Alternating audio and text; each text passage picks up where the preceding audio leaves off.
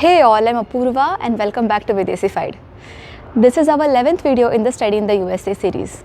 In this video, we will talk about how to get your I20, breakdown of financial documents for bachelor's, master's or a PhD student, and discuss how to show those funds to get your I20. So let's get to it. But before that, please subscribe to our channel and also hit the bell icon so that you will be notified every time we upload a new video.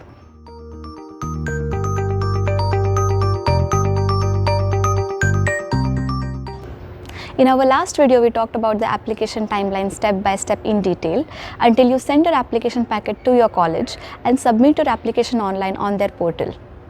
After that, you wait until you get a reply from them. Some colleges wait until they receive all the applications and send the admits all at once, but most colleges do the rolling admits.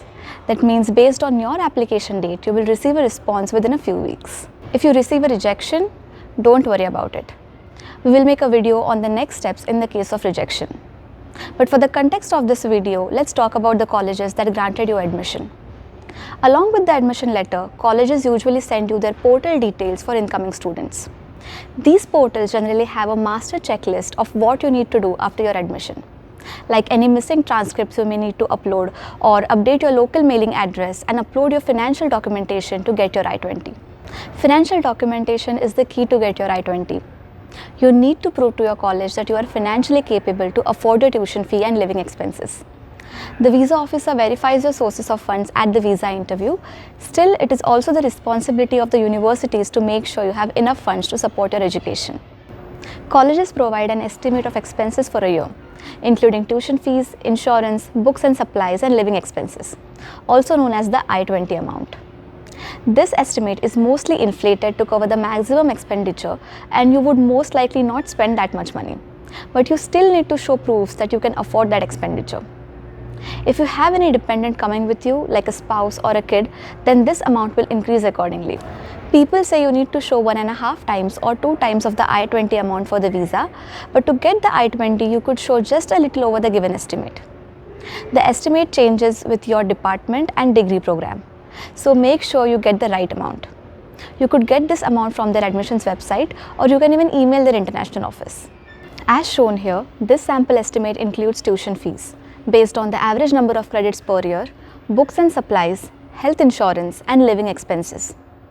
I-20 mentions only 9 months expenses, so you don't have to worry about this 12 months cost.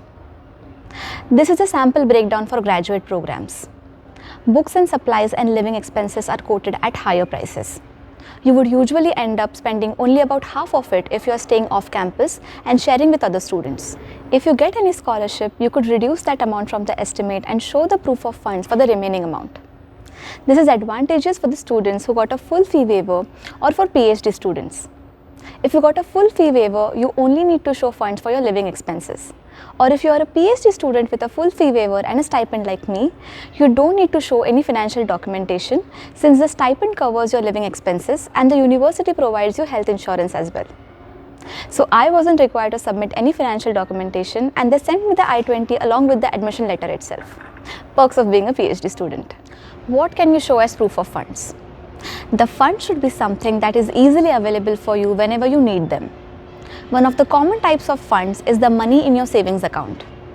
If you have the required amount of money in your bank account, you can get a balance certificate and submit it to the college. But the I-20 amount is usually high, like around $35,000 to $40,000, which are roughly 25 to 30 lakhs in Indian rupees. And many of us don't have that much amount in one savings account. In that case, what most people do is they gather money from friends and family members and deposit the amount in their account for a few days and get the balance certificate from the bank and disburse the money. Remember, the balance certificate is different from your bank statement. It only says on so and so date the account holder has this much amount of money in their account. So you don't have to worry about how you are depositing the money or how long you are keeping it in the account. You are good as long as you are getting the certificate for the required amount. You don't have to show all the amount in one bank account too. You can submit multiple balance certificates as long as they belong to your sponsor or one of your sponsors. You can also have multiple sponsors. But apart from your personal funds, you need to submit an affidavit of support for each sponsor, even if they are your parents. Some colleges ask for a notarized affidavit that looks like this. But some just ask you to fill a form and get it signed. So check what your college requires. You can also show a loan sanction letter as a proof of funds if you can get one in time. But most banks need I-20 to approve your education loans. So it may not be possible to get an education loan sanction before you get your I-20, especially if you go to a nationalized bank like SBI or PNB. But some private banks or institutions like the HDFC Credila or Avance might be able to help you with this. They usually have a list of credible universities and can provide a sanction letter even before the I-20 with some minimal charge. And you can go to other banks as well to get your actual loan after you get your I-20 if you feel their interest rates or conditions are high. So you can explore this option as well.